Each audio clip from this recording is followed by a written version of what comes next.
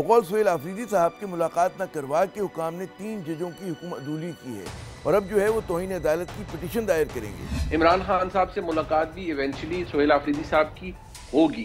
یہ نہیں ہو سکتا کہ اسی طرح محاذ رائی سے سلسلہ چلتا رہے۔ دیکھ رہے ہیں آزاد کشمیر کے اندر بھی کہ حکومت بھی ان کی ہوگی، اپوزیشن میں بھی وہی ہوں گے، تو یہی ماڈل چلے گا۔ مجھے عمران خان صاحب کے لیے سسٹم کے اندر سسٹم کی طرف سے کوئی گنجائش نظر نہیں آتی۔ پاکستان نے واضح کیا کہ اگر افغان سرزمین سے دہشت گرد حملے جاری رہے تو اسلام آباد اپنے دفاع کے لیے ضروری اقدامات کرنے کا حق جو ہے محفوظ رکھتا ہے۔ پاکستان نے یہ اعلان کیا ہے کہ اگر حملہ ہوگا تو اس کا جواب دیا جائے گا، یعنی جنگ ہوگی۔ جیسے مذاکرات استنبول میں جاری تھے، لیکن اس کے باوجود جب کل حملہ ہوا پاکستان کی سرزمین پہ، دراندازی ہوئی تو اس کا جواب دیا گیا۔ سیاسی سطح پہ جو ہے درجہ حرارت کم کرنے کی ضرورت ہے، لیکن اس کے بھی ہمیں کوئی آثار نظر نہیں آ رہے۔ استنبول میں پاکستان اور افغانستان کے درمیان مذاکرات جو ہیں کسی نتیجے پر پہنچے بغیر ختم ہو گئے۔ یہ تو ہوئی سفارتی زبان، لیکن صحافتی زبان میں ہم ان 3 روزہ مذاکرات کو ناکام کہہ سکتے ہیں۔ ان 3 دنوں میں پہلے دن 19، دوسرے دن 11 اور تیسرے روز جو 18 گھنٹے بات چیت ہوئی، یعنی کہ کل ملا کر 48 گھنٹے۔ لیکن یہ مشقت جو تھی بے سود ثابت ہوئی۔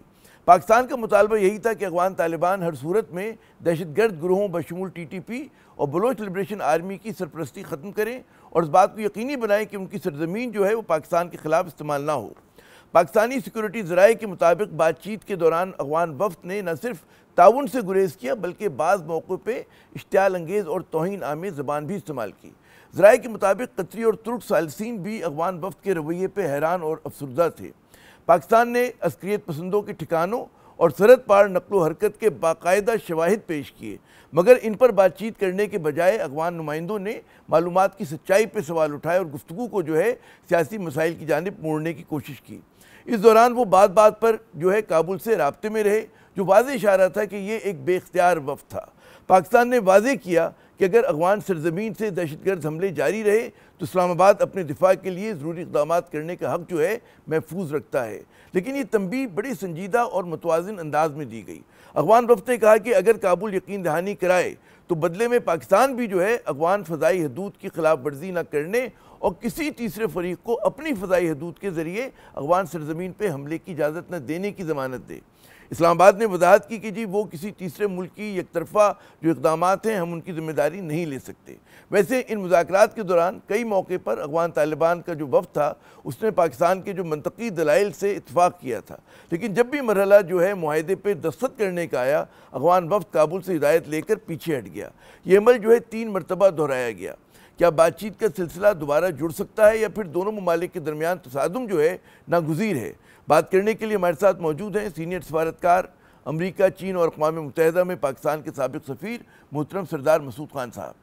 مسعود صاحب بہت شکریہ اپنا قیمتی وقت دینے کا۔ پاکستان اور افغانستان کے درمیان مذاکرات جو ہے سفارتی زبان میں ہم کہہ سکتے ہیں کہ بے نتیجہ رہے، لیکن صحافتی زبان میں ناکام ہو گئے، تو کیا ان کہتے ہیں نا مذاکرات کے جو منقطع ہوئے ہیں دوبارہ جڑنے کی امید ہے یا تصادم جو ہے ناگزیر ہو گیا دونوں ممالک کے درمیان پھر سے؟ ہم ایک اور نئی اصطلاح استعمال کر سکتے ہیں، ہم کہہ سکتے ہیں کہ مذاکرات تعطل کا شکار ہو گئے ہیں۔ اچھا، کیونکہ اس وقت ہمارے پاس 4 راستے ہیں اور ان میں سے ہر ایک راستہ اختیار کرنا ضروری ہے تاکہ کشیدگی کم ہو اور تصادم ختم ہو۔ اور یہ 4 راستے، پہلا جو ہے 2 طرفہ رابطے اور وہ برقرار رہنے چاہیے، دوسرا ثالثی کا تھا جو ہم نے آزما لیا اور اس میں اگر ابھی ہم کسی نتیجے پر نہیں پہنچے تو کوشش جاری رہنی چاہیے۔ تیسرا ہے عسکری، کیونکہ اگر پاکستان نے یہ اعلان کیا ہے کہ اگر حملہ ہوگا تو اس کا جواب دیا جائے گا، یعنی جنگ ہوگی۔ جیسے مذاکرات استنبول میں جاری تھے، لیکن اس کے باوجود جب کل حملہ ہوا پاکستان کی سرزمین پہ، دراندازی ہوئی تو اس کا جواب دیا گیا۔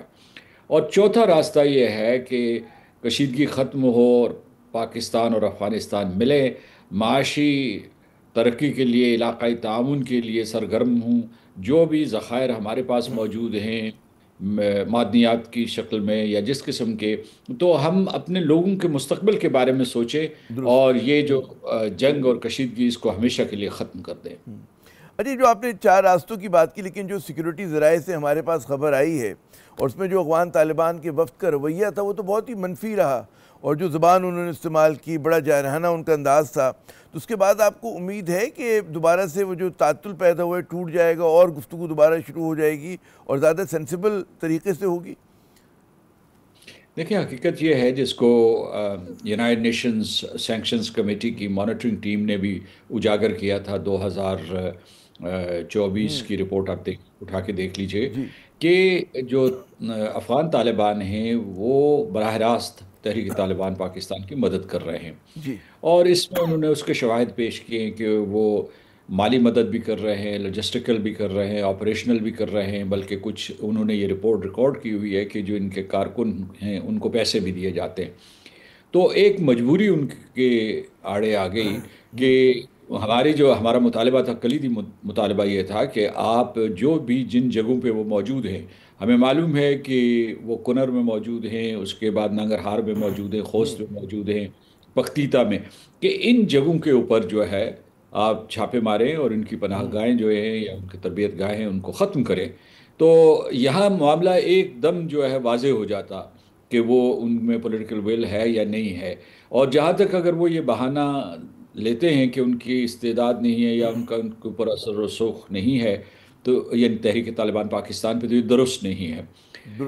تو اصل میں اس چیز کو خاتمہ کرنا ضروری ہے۔ اور دوسری چیز جو ہے کہ تحریک طالبان پاکستان کو، افغان طالبان کو پتہ ہے، ان کی انٹیلیجنس کو پتہ ہے کہ ہندوستان کی تحریک طالبان پاکستان کو اور القاعدہ کے عناصر، القاعدہ کے جنوبی ایشیا کے عناصر کی مدد کر رہا ہے۔ تو یہ سلسلہ ختم ہونا چاہیے، کیونکہ جو سرحد پار سے، یعنی افغانستان کی سرحد پار سے جو بھی حملہ آئے گا وہ ایک ایکٹ آف وار ہے، اور اس کا جواب جو ہے ظاہر ہے کہ پاکستان کو حق ہے حاصل ہے۔ یہ مجھے سمجھائیے، آپ مطلب ہے آپ نے پورا پاکستانی کہتے ہیں سیاست کے سفارت کا اتار چڑھاؤ دیکھے، پاکستان نے جتنا افغانستان پہ سرمایہ کاری کی اور افغان طالبان پہ سرمایہ کاری کی، وہ سفارتی ہو، سیاسی ہو، پھر معاشی بھی مطلب بوجھ اٹھایا، تو پھر ہوا کیا؟ غلطی کہاں پر ہوئی؟ اندازے کی غلطی کہاں پہ ہوئی؟ کیا ان کو ریڈ غلط کیا؟ کون ذمہ دار ہوگا اس کا؟ اگر ہم خود تنقیدی کریں تو ہم لوگوں سے کہاں گڑبڑ ہوئی اس معاملے میں؟ دیکھیے، ہم سے غلطی نہیں ہوئی، اصل میں ہوا یہ کہ جب افغان جنگ جیتے ہیں تو انہوں نے سوچا کہ وہ تنہا جیتے ہیں، حالانکہ اگر ان کو پاکستان کی مدد حاصل نہ ہوتی تو وہ کبھی بھی یہ کامیابی حاصل نہ کر سکتے۔ میں آپ کو بتاتا ہوں کہ جب دہشت گردی کی جنگ جاری تھی تو اس وقت امریکہ نہ صرف ہمیں طعنہ دیتا تھا بلکہ ہمارے اوپر تنقید کرتا تھا۔ صدر ٹرمپ نے اس کا اظہار 2018 میں کیا تھا، 1 جنوری 2018 میں، کہ ہم نے طالبان کا ہاتھ بٹایا، اور اس میں صداقت بھی ہے کہ ان کو یہاں پناہ دی، اور پھر یہ ہے کہ ان کو انٹیلیجنس کی جو سپورٹ تھی وہ پاکستان سے حاصل تھی۔ تو انہوں نے سوچا کہ وہ تنہا فاتح ہیں، اور پھر غرور اور تکبر، اور اس کے بعد جو ہے ایک ان کا نظریہ، ایک بہت ہی غیر لچکدار نظریہ جو ہے اسلام کے حوالے سے، انہوں نے سوچا کہ اب وہ جو ہے ایک وار اکانومی، وہ اصل میں جو ہے وہ پورے دہشت گردی کے خلاف جو جنگ تھی وہ وار اکانومی کا ماحول تھا، تو وہ حالت جنگ سے ابھی باہر نہیں آئے ہیں۔ اور ہم سے غلطی نہیں ہوئی، ہندوستان نے جو اپنے نیٹ ورکس وہاں قائم کیے ہوئے تھے کونسلٹس کے ذریعے، جو حامد کارزائی کے دور میں اور اس کے بعد اشرف غنی کے دور میں، وہ کچھ عرصے کے لیے جو غیر متحرک ہو گئے، پھر طالبان سے انہوں نے رابطے کیے، ان کی دھڑے بندی کی، بلکہ جو اس وقت حکمران طبقہ ہے اس کی دھڑے بندی کی، اور پھر جو ہے ایسی سرمایہ کاری کی اور ان کے ایسے جو ہے ان کے کانوں میں سرگوشیاں کی کہ انہوں نے باقاعدہ جو ہے افغان حکومت کو قابو کر لیا، جس کا آپ نے ایک ثبوت دیکھا ہوگا جب امیر متقی ہندوستان گئے تھے، یعنی پاکستان کے دشمن نے مئی میں پاکستان کے اوپر جارحانہ حملہ کیا تھا، وہاں جا کے وہ اپنے تعلقات بڑھانے کی کوشش کر رہے تھے، اور اس طریقے سے کشمیر کو بھی انہوں نے ہندوستان کا حصہ تسلیم کر لیا بالواسطہ طور پر، اور یہ کہا کہ یہ جو دہشت گردی ہے یہ پاکستان کا اندرونی مسئلہ ہے، اس سے بڑا کوئی اور جھوٹ نہیں ہو سکتا، کیونکہ ساری کی ساری ان کی سرزمین استعمال ہو رہی۔ میں سمجھتا ہوں کہ دوحہ میں وہ مانیٹرنگ اور سرویلنس کے لیے مان گئے تھے، اور پھر جو اطلاعات آ رہی ہیں کہ وہاں جو ہے وہ جو وفد تھا ان کا استنبول میں، وہ تو کچھ گفتگو کرنا چاہتا تھا، لیکن وہ قدم قدم پہ کابل سے اور قندھار سے رابطے میں ہو جاتے تھے، اور اس کے بعد یہ سلسلہ رک جاتا تھا۔ اچھا، آپ اس کو ایرونک نہیں کہیں گے کہ ایک زمانے میں کابل، حامد کرزئی کے زمانے میں، اشرف غنی کے زمانے میں کابل کو شکایت ہوا کرتی تھی کہ جی مبینہ طور پہ پاکستان سے دہشت گردی ہو رہی ہے، اور پاکستان کہتا تھا کہ جی وہ جو بھی مسئلہ ہے وہ آپ کے اپنے ملک میں ہے. اب آج جو افغان طالبان کم و بیش وہی والا جو پاکستان کی لائن ہوا کرتی تھی وہ جو ہے ہمارے اوپر آزما رہے ہیں، کیا کہیں گے؟ دیکھیے، جب وہ کہتے تھے تو اس میں کسی حد تک صداقت تھی، کیونکہ ان کے بہت سے اثاثے افغان طالبان کے پاکستان میں موجود تھے، کوئٹہ میں موجود تھے، اور پھر جو پاکستان کے طول و عرض میں انہوں نے پناہ لی تھی، اور اگر حکومت نے نہیں، اداروں نے نہیں، تو ان کو پناہ ملی ہوئی تھی کسی طریقے سے. تو یہ بات کسی حد تک درست تھی. لیکن اب جو ہے طالبان کا یہ کہنا بالکل غلط ہے، کیونکہ انہوں نے ان مذاکرات کے دوران بھی یہ کہا کہ جو پاکستان کی سرزمین استعمال کر کے جو افغان حملہ آور ہو رہے ہیں، تو وہ یہ اس لیے غلط ہے کہ کیا ہم نے جو ہے جو وہ قوتیں ہیں، مثال کے طور پر حامد کارزائی کی، اشرف غنی کی، یا وہ جو لبرل افغان سے، کیا ان کی حمایت کی، یا ان کے شمال میں جو قوتیں موجود ہیں جو ہمیشہ ان کے ساتھ متصادم رہی ہیں، کیا ہم نے ان کی سرپرستی کی؟ ہم تو صرف افغان طالبان کی لیجیٹمیسی کے لیے وکالت کرتے رہے. تو یہ الزام بے بنیاد اور غلط ہے. اچھا، یہ جو افغان طالبان جو ہے پسو پیش سے کام لے رہے ہیں پاکستانی کنسرنز کو، تحفظات کو دور کرنے میں، بعض لوگ کہتے ہیں جی lack of ability and capacity ہے، وہ غالباً ان کا رٹ نہیں ہے اپنے پورے ملک کے اوپر. انہیں اس بات کا بھی خوف ہے کہ جی دیش میں جو ہے اگر ہم کارروائی کرتے ہیں TTP کے خلاف یا کسی اور کے خلاف تو وہ لوگ کہیں ادھر لڑک کے نہ چلے جائیں. تو یہ جو ایک آرگیومنٹ دیا جاتا ہے، اس میں آپ سمجھتے ہیں کہ وزن ہے؟ اس میں بالکل وزن نہیں ہے. میں یہ کہوں گا کہ اس بہانے کے پیچھے وہ نہ چھپیں. ان کی رٹ موجود ہے. یہ ٹھیک ہے کہ داعش کے حملوں سے وہ بھی محفوظ نہیں ہیں، اور ماضی میں انہوں نے بہت نقصان اٹھایا ہے. لیکن چونکہ یہ ان کے نظریاتی ٹوینز ہیں، یہ تحریک طالبان پاکستان، تو ان کا یعنی جو ملا ہیبت اللہ ہیں، ان کے اوپر حکم ضرور چلتا ہے. اور انہوں نے ماضی میں ایک فتویٰ بھی دیا تھا جس کے اوپر عمل درآمد نہیں ہو سکا. جب ہمارے ان کے ساتھ دو طرفہ رابطے تھے تو انہوں نے کہا تھا کہ پاکستان کے اوپر حملہ، افغانستان کے اوپر حملہ تصور کیا جائے گا. پھر انہوں نے ہمارے ساتھ وعدے وعید کیے کہ جن علاقوں کو میں گنوا رہا تھا، جن مقامات کو، کہ وہاں سے ان کو ہٹا کے افغان طالبان کو یا وسطی افغانستان میں لے جائیں گے یا مغربی سرحد پہ لے جائیں گے. وہ وعدہ بھی پورا نہ ہوا. تو آپ کو یہ میں بتا دوں کہ جتنی ہمارے پاس انٹیلیجنس ہے اتنی افغان طالبان کے پاس بھی ہے. ان کا جو انٹیلیجنس ڈائریکٹوریٹ ہے اس کو معلوم ہے کہ یہ کہاں ہیں، کیا کر رہے ہیں، اور یہ بھی ان کو معلوم ہے کہ کس طریقے سے افغان طالبان کے کچھ لوگ ان کی سرمایہ کاری کر رہے ہیں. ایک اطلاع یہ بھی ہے، اور یہ بھی یونائٹڈ نیشنز کی اطلاع، ہماری نہیں ہے. ان کی جس مانیٹرنگ ٹیم کا میں ذکر کر رہا تھا کہ ایک انہوں نے فگر کوٹ کی ہے کہ تقریباً 30 لاکھ کے قریب افغانی یا 43,000 ڈالرز جو ہے وہ ان کے رہنما کو دیے گئے. تو یہ ہمارے اعداد و شمار نہیں ہیں. وہاں جو یوناما ہے، جی یوناما مانیٹرنگ ٹیم بھی اسٹیبلش کر چکے ہیں کہ ان کے درمیان اس قسم کے تعلقات ہیں، اور اس تعلق کو یہ منقطع نہیں کرنا چاہتے.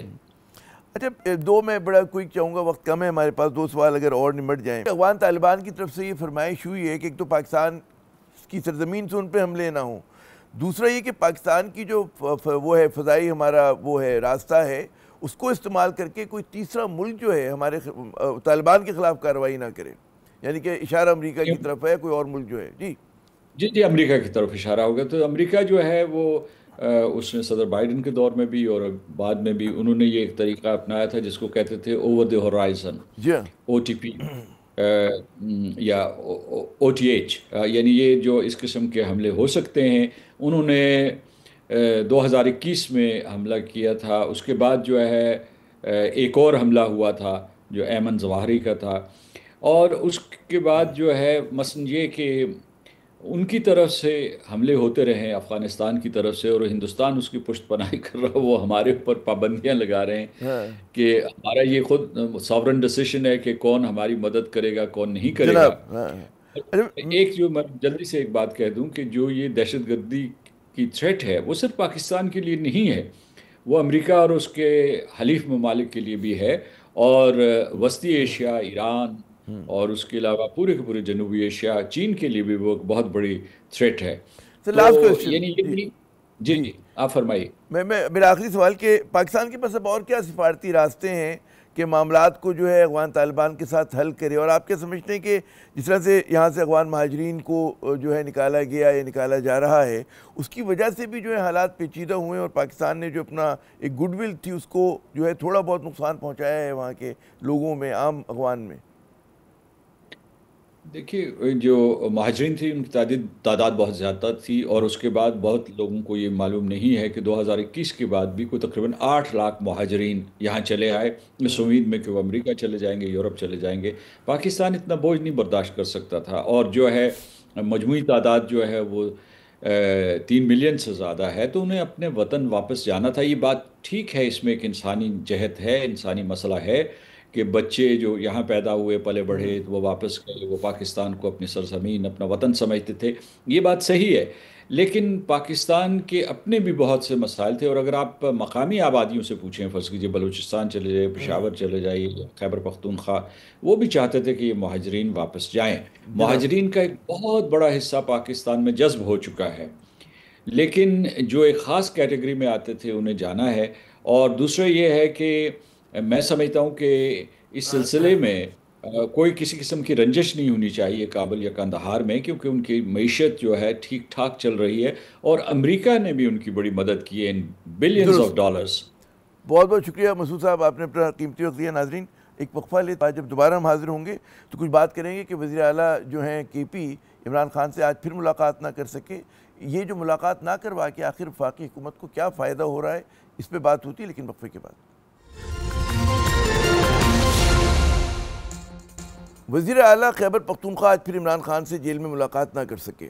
بقول سہیل آفریدی صاحب کے ملاقات نہ کروا کے حکام نے 3 ججوں کی حکم عدولی کی ہے، اور اب جو ہے وہ توہین عدالت کی پٹیشن دائر کریں گے. اور کیونکہ سہیل آفریدی کی عمران خان سے ملاقات نہیں ہو رہی، اس لیے تقریباً 2 ہفتے گزر جانے کے باوجود جو ہے کے پی کابینہ کا اعلان بھی نہیں ہو پا رہا. آخر یہ تماشا ہے کیا؟ وفاقی حکومت جو ہے سہیل آفریدی کی عمران خان سے ملاقات نہ کروا کے کیا بلا وجہ کا جھگڑا کھڑا کر رہی ہے، یا پھر جو ہے وزیر اعلیٰ ملاقات کو مرکزیت دے کر اور اپنی کابینہ کے اراکین کا اعلان نہ کر کے اپنے صوبے اور ذمہ داریوں کے ساتھ زیادتی کر رہے ہیں؟ کیا اس غیر ضروری جھگڑے کے بطن سے کوئی اور بحران جنم لے سکتا ہے؟ بات کرنے کے لیے ہمارے ساتھ موجود ہیں 2 جیت قسم کے تجزیہ کار اور اینکر پرسنز، منیب فاروق صاحب اور اطہر کاظمی صاحب.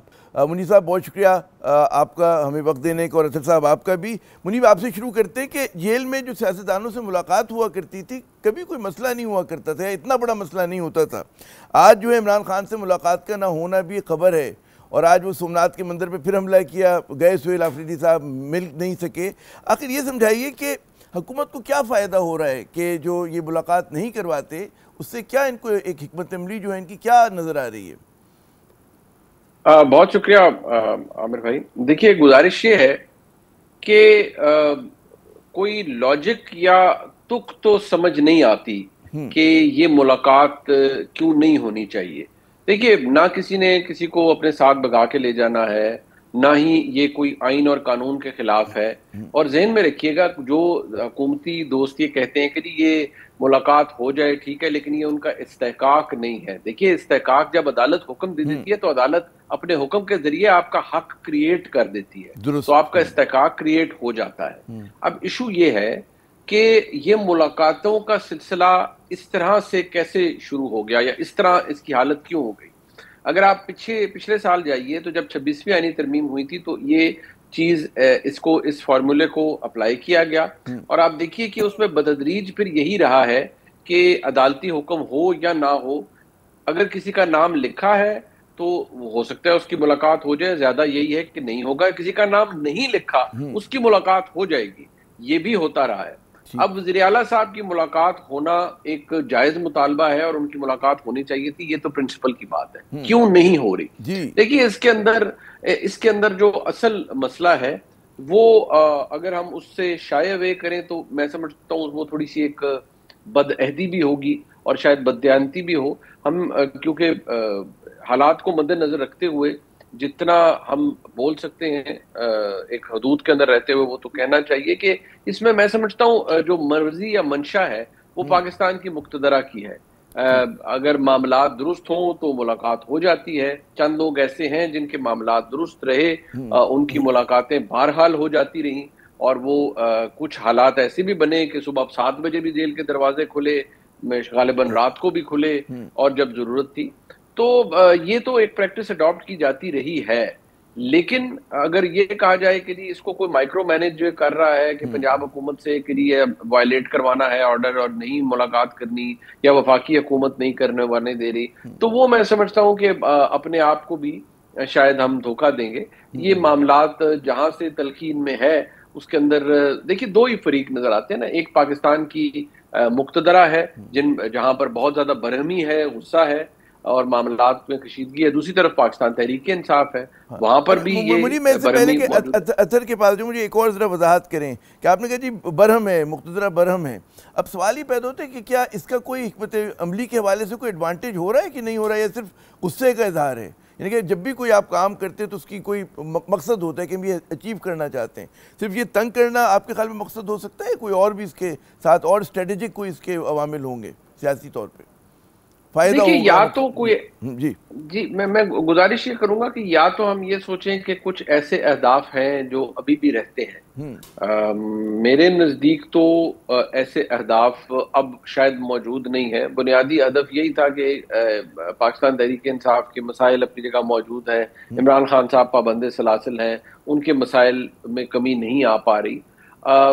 دوسری بات یہ ہے کہ دیکھیے اس کے اندر ایک اور طریقے سے اس کو میں انالائز کرتا ہوں, شاید میرے بہت سے دوست اس سے ڈس ایگری کریں, کہ 2 چیزیں ہمارے نظام میں نہیں ہیں دونوں کے لیے.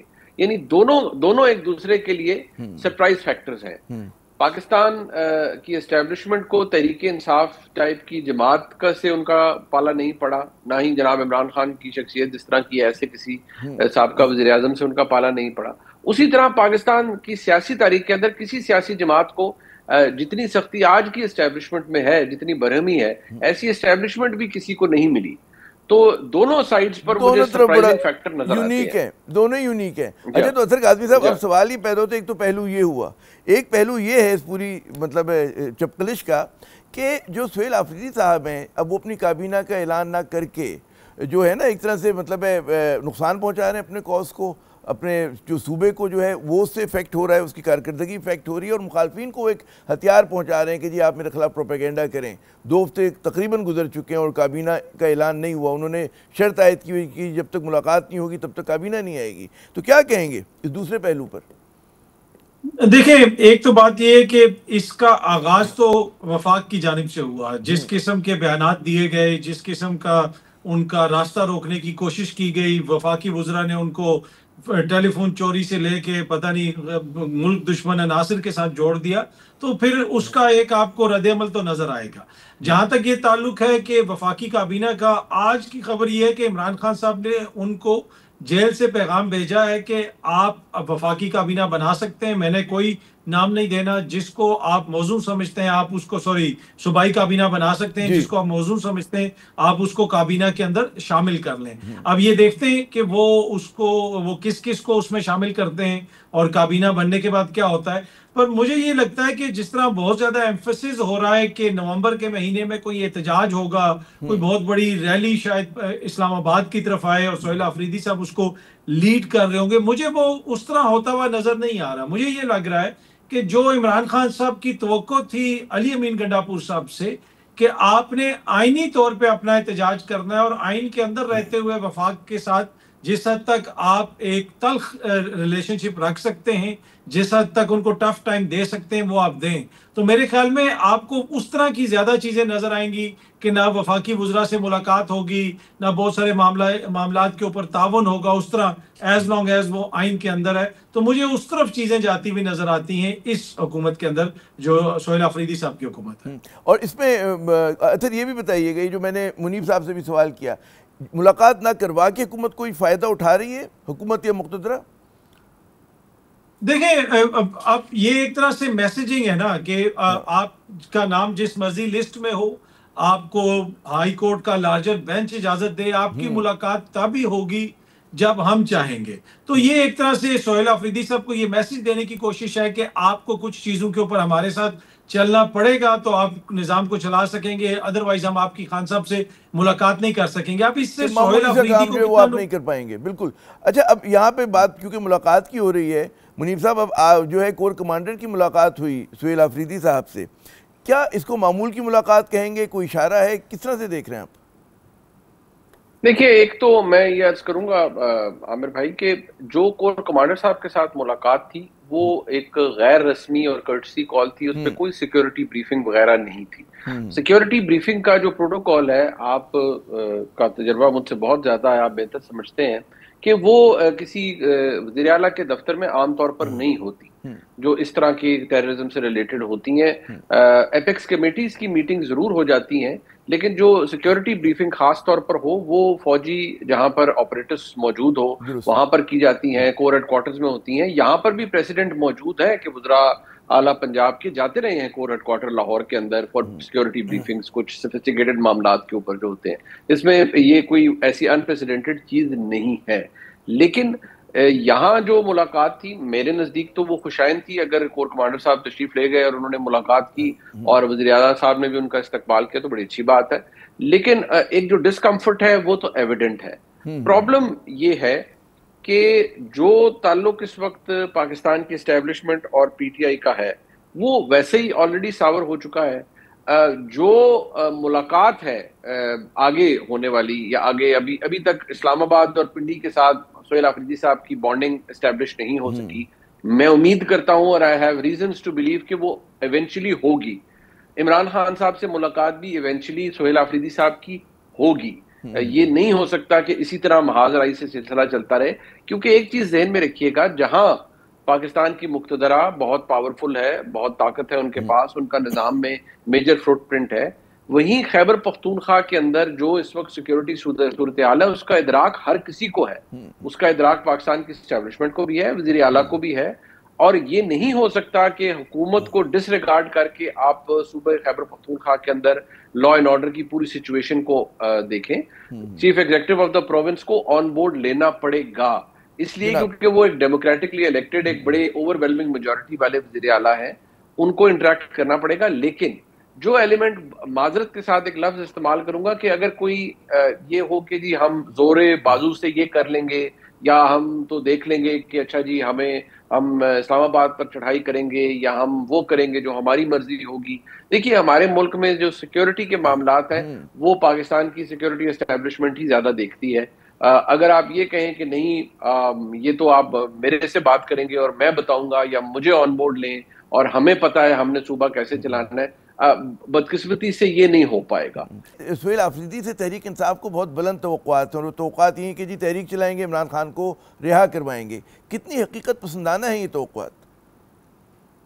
دیکھیں، ایک تو یہ جو ملاقات ہوئی ہے میں اس کے حوالے سے بھی کچھ عرض کر دوں. جمعے کے روز یہ ملاقات ہوئی اور اس کے حوالے سے مختلف چیزیں وغیرہ رپورٹ بھی ہوتی رہی ہیں، لیکن یہ بڑے خوشگوار ماحول کے اندر یہ ملاقات ہوئی ہے اور اس میں کوئی ایسی چیز نہیں ہوئی جس کے دونوں جانب سے جس کے اوپر کوئی تحفظات کا اظہار کیا جائے. اور بڑی ایک پروفیشنل قسم کی ملاقات ہوئی اور کچھ ادھر چیزوں کے اوپر ڈسکشن وغیرہ بھی ہوئی، پر وہ ساری غیر رسمی گفتگو تھی اور اس میں کافی چیزوں کو ایک طرح سے ڈسکس بھی کیا گیا لیکن غیر رسمی طور پہ. تو جو یہ تاثر تھا کہ بہت زیادہ کوئی تلخی ہے، ایک دوسرے سے ملنا نہیں چاہتے، بات نہیں ہوگی اور صوبے کے اندر مسائل ہوں گے، ویسی صورتحال مجھے نظر نہیں آتی. کیونکہ جہاں پہ سیکیورٹی کا مسئلہ آئے گا، پاکستان کی سلامتی کا مسئلہ آئے گا، end of the day Pakistan Tehreek Insaf سب سے بڑی سٹیک ہولڈر ہے، ملک کی سب سے بڑی سیاسی جماعت ہے، تو وہ یہ افورڈ ہی نہیں کر سکتے کہ وہ اس سارے عمل سے باہر رہیں. تو مجھے نہیں لگتا کہ وہاں پہ اس معاملے کے اوپر کوئی زیادہ مسئلہ بنے گا. ہاں، دیگر جو سیاسی مسائل ہیں وہ اپنی جگہ پہ ہیں. یہ عمران خان صاحب کو بھی توقعات نہیں ہے سہیل افریدی صاحب سے کہ کوئی وہ بہت بڑا کوئی یہاں پہ